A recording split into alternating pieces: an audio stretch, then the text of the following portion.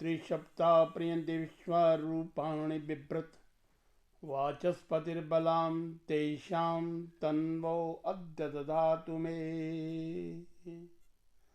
ॐ ये आत्मदा बलदा यस्य विश्व उपासते प्रशिशं यस्य देवा यस्य छाया अमृतं यस्य मृत्यु कस्मै देवाय हविषा विधेम। सभी को सादर नमस्ते। पहले वीडियो में हमने आचमन के बारे में बात की थी। अब इसके पश्चात आचमन के बाद 8 मंत्र जो हैं ईश्वर स्तुति प्रार्थना उपासना के मंत्र हैं। स्वामी जी ने इनका बड़ा ही इनको विनियोग बड़े ढंग से किया है। कमाल के मंत्र हैं ये। एक एक मंत्र जो है वो अपने आप में प्रभु के उस रास्ते पर ले जाता है जहां हम जाना चाहते हैं। ये मंत्र जो है यजुर्वेद का मंत्र है। 7 मंत्र यजुर्वेद के हैं और 1 मंत्र ऋग्वेद का आता है इसमें। और इनमें 4 मंत्र ऐसे हैं जिनके पीछे कस्मई देवाय हविषा विधेम का ये पद आता है। और आज मैंने इसको इसलिए चुना है क्योंकि पुराने भाष्यकार जितने थे उन्होंने अर्थ इसका अलग से कर दिया और वह हमारे लिए उपास का कारण बन गया।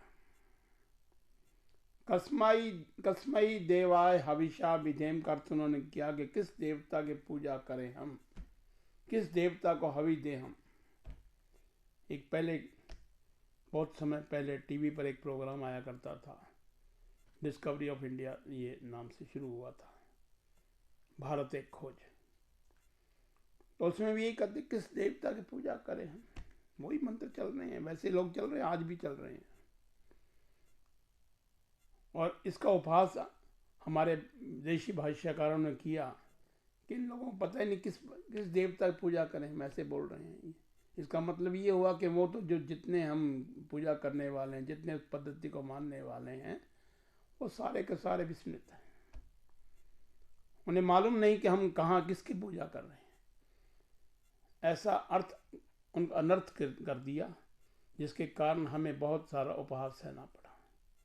धन्यवाद स्वामी दयानंद जी, क्योंकि भाष्य जो उन्होंने दयानंद जी ने किया वो शायद किसी ने किया होगा और उसका परिणाम आपने आगे पे बात चली देख लिया। लोग जो आज जितने विदेश के हैं सब उन्होंने स्वीकार कर लिया कि ये जो भाष्य है ये सबसे उत्तम भाष्य है।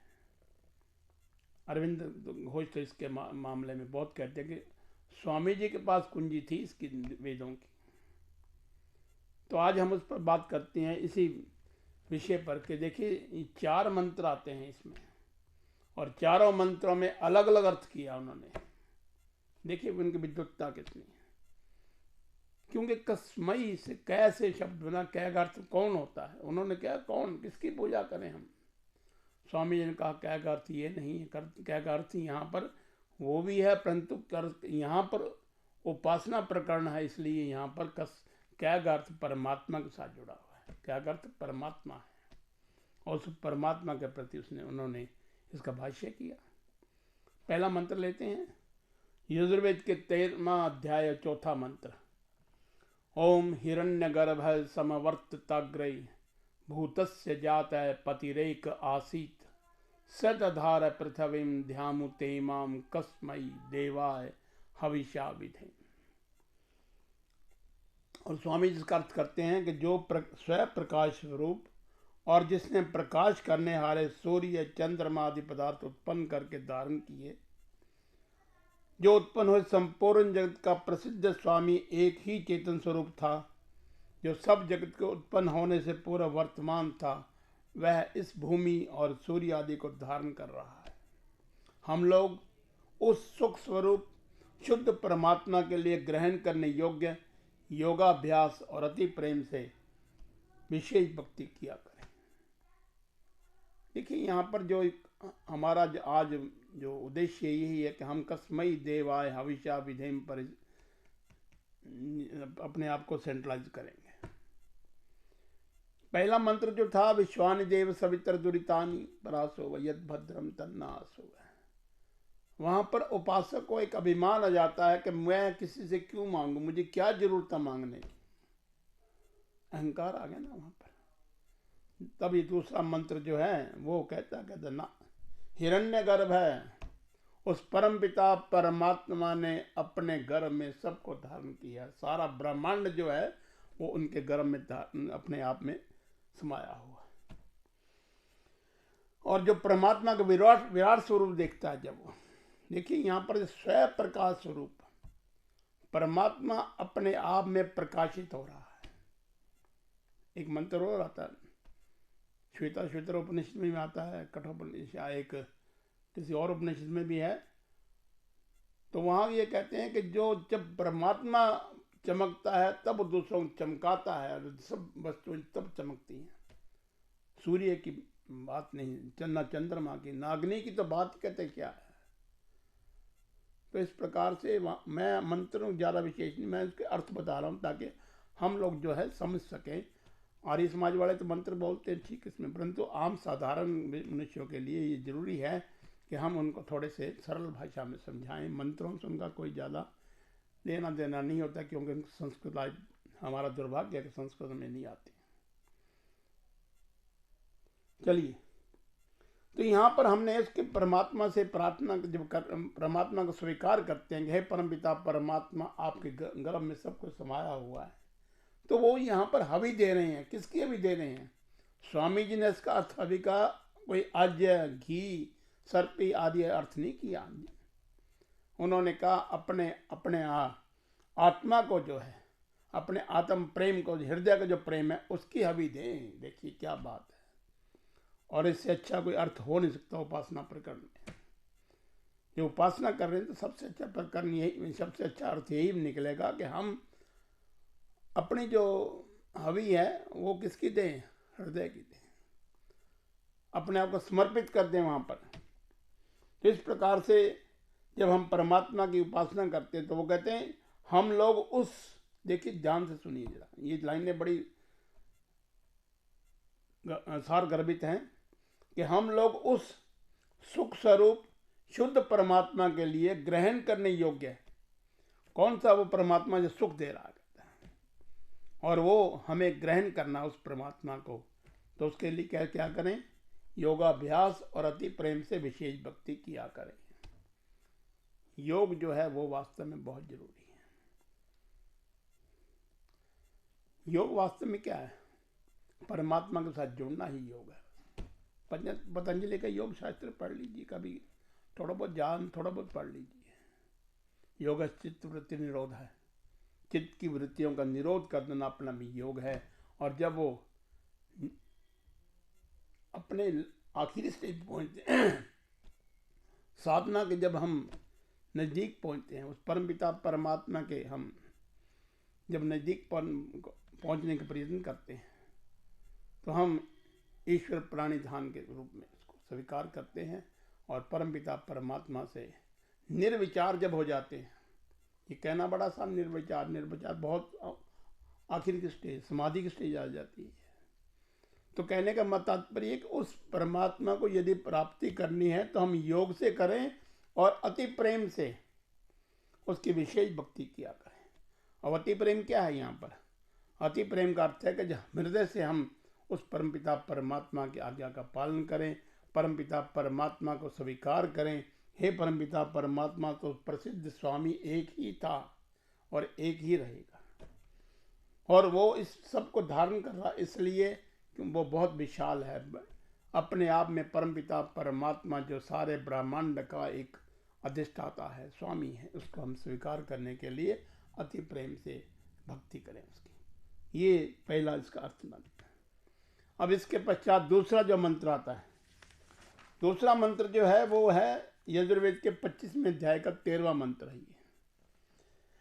ओम ये आत्मदा बलदा यस्य विश्व उपासते प्रशिशम यस्य देवा यस्य छाया अमृतम यस्य मृत्यु कस्मै देवाय हविषा विधे। स्वामी जी इसका अर्थ करते हैं जो आत्म ज्ञान का दाता, शरीर आत्मा और समाज के बल के देने हारा, जिसके सब विद्वान लोग उपासना करते हैं और जिसका प्रत्यक्ष सत्य स्वरूप शासन न्याय अर्थात शिक्षा को मानते हैं, जिसका आश्रय ही मोक्ष सुखदायक है, जिसका न मानना अर्थात भक्ति न करना ही मृत्यु और दुख का हेतु है। अब इसके बाद जो कस्मई देवाय हविषा पद आ गया, इसका अर्थ देखिए कितना अच्छा किया, सुंदर। हम लोग उस सुख स्वरूप सकल ज्ञान के देने हारे परमात्मा की प्राप्ति के लिए आत्मा और अंतःकरण से भक्ति अर्थात उसी की आज्ञा पालन करने में तत्पर रहे हैं। पहले मंत्र में अर्थ देखिए, थोड़ा सा यहाँ पे अलग अलग मंत्र अर्थ किए हैं। ये उनकी विलक्षणता है, विद्वत्ता है उनकी। नहीं तो क्या वही कर रहे हैं, किस देवता के हवि दे, हम ऐसे अर्थ करते हैं चारों मंत्रों के अर्थ उन्होंने ऐसे किया। वो परमात्मा जो है वो आत्मदा है, बलदा है, आत्मज्ञान का दाता है, और तीन बातें शरीर, आत्मा और समाज के बल के देने हारा है।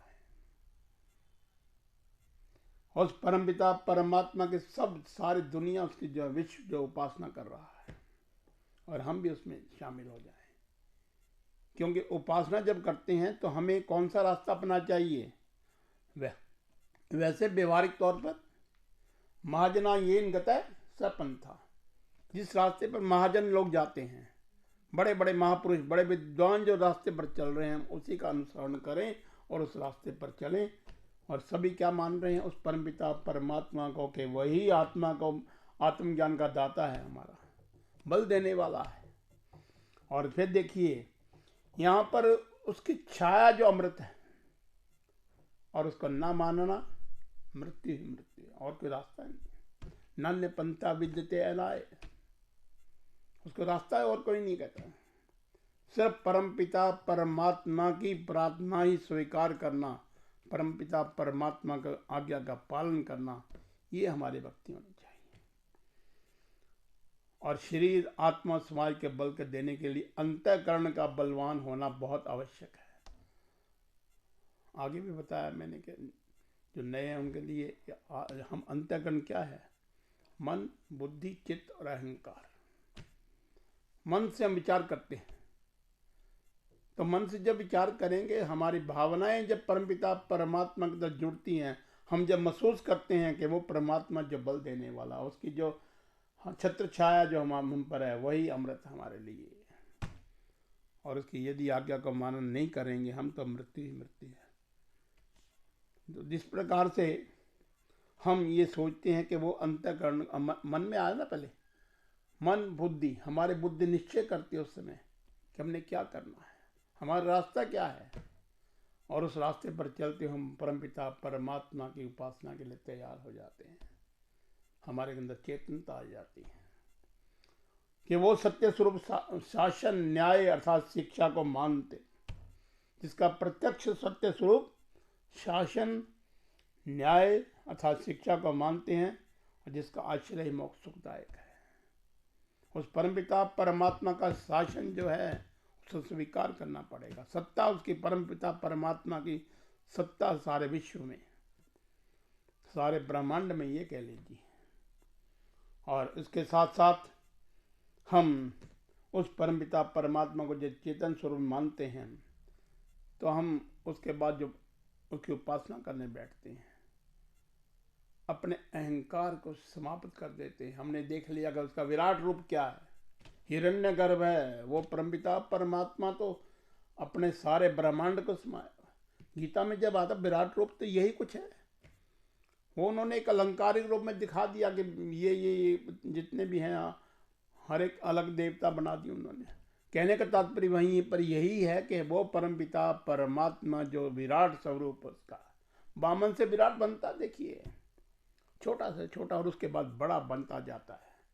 और परमपिता परमात्मा जब स्वरूप देखते हैं, आनंदित हो जाते हैं कि परमपिता परमात्मा आप तो हमारा नमन है। तब परमपिता परमात्मा हमें उस रास्ते पर ले जाते हैं। और देखिए तीनों चीज़ें जो शरीर, आत्मा और समाज का बल जो बलवान होना आवश्यक है। आपने बहुत देखा होगा कि जब आदमी अंदर से स्ट्रांग ना हो, उसकी आत्म शक्ति इतनी प्रबल ना हो तो वो कुछ भी नहीं कर सकता। चाहे कितने बड़ा वो योद्धा भी क्यों ना हो, कितना बड़ा उसका बल भी उसके पास क्यों ना हो, परंतु जब आत्मा साथ नहीं देती, जब आत्म बल उसका साथ नहीं है, तो वह कहीं भी विजय प्राप्त नहीं कर पाता। और इसी प्रकार से इसका विपरीत देख लीजिए,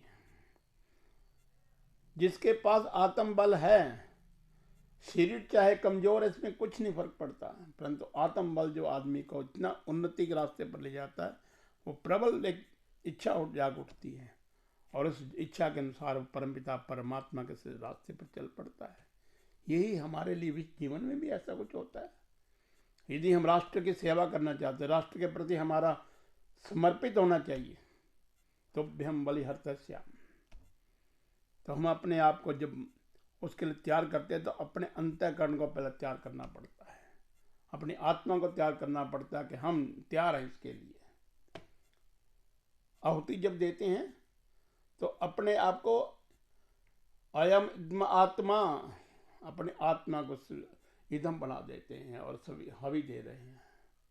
तो यहाँ पर ये परमपिता परमात्मा का जब ये देखिए अर्थ जो स्वामी जी ने किया, ये अर्थ अपने आप में एक विशेष इसका महत्व है, क्योंकि इन मंत्रों के द्वारा स्वामी जी ने अपने आप को विलक्षणता लोगों में साबित कर प्रमाणित कर दी और ये कहा कि हम उस परमपिता परमात्मा को स्वीकार करें, उसकी सत्ता को स्वीकार करें और अपने आप को समर्पित करके उसकी हवि दें, हृदय रूप से हवि दें, उसी की आज्ञा पालन में तत्पर रहें। देखिए लास्ट लाइन है, उसकी परमपिता परमात्मा की आज्ञा का पालन करना ही भक्ति है वास्तव में। तो यदि हम उस परमपिता परमात्मा की आज्ञा को स्वीकार नहीं करते, इसका मतलब हम परमात्मा को स्वीकार नहीं कर रहे। बहुत से लोग जैसे हैं जो बाद में परमात्मा का दोष देते रहते हैं कि आपने ये नहीं किया मेरे लिए, ये नहीं किया, ये नहीं किया, वो नहीं किया। 36 प्रकार की शिकायतें छोटी छोटी बातों के लिए। मैं समय पर पहुंच नहीं सका तो आपने मेरा क्या कर दिया जी, कैसे परमात्मा। तो ये सब बातें जो बड़ी गौण हैं, इसमें परमपिता परमात्मा की उपासना जब करते हैं तो ये समझ लीजिए कि परमपिता परमात्मा आपके साथ बैठा हुआ है, क्योंकि परमात्मा अंदर समाया हुआ है आत्मा के रूप में। और हम जब उसकी आज्ञा का पालन करते हैं, चाहे वो सुख हो चाहे दुख हो, उसको स्वीकार करते हैं। कहने में बहुत आसान लगती बातें ही हैं, परंतु उसको स्वीकार करना अपने आप में एक बड़ी आत्मबल है। उस परमपिता परमात्मा के समीप पहुंचने का एक ही रास्ता है कि हम उसकी सत्ता को स्वीकार करें, उसकी आज्ञा का पालन करें, तभी हमारी भक्ति जो सार्थक हो सकती है, वरना हमारी जो भक्ति है वो सार्थक नहीं है। इस प्रकार से आज हम 2 मंत्रों के ये अर्थ ले रहे हैं, तो हम इसके पश्चात 2 मंत्र जो वो अगली बार करेंगे। आज के लिए बहुत बहुत धन्यवाद आपका। ओम देव शांति अंतरिक्षं शांति पृथ्वी शांतिराप शांतिरौषधय शांति वनस्पतय शांतिर्विश्वदेव शांति ब्रह्म शांति सर्वगं शांति शांतिरेव शांति सामा शांतिरेधि। ओम शांति शांति शांति।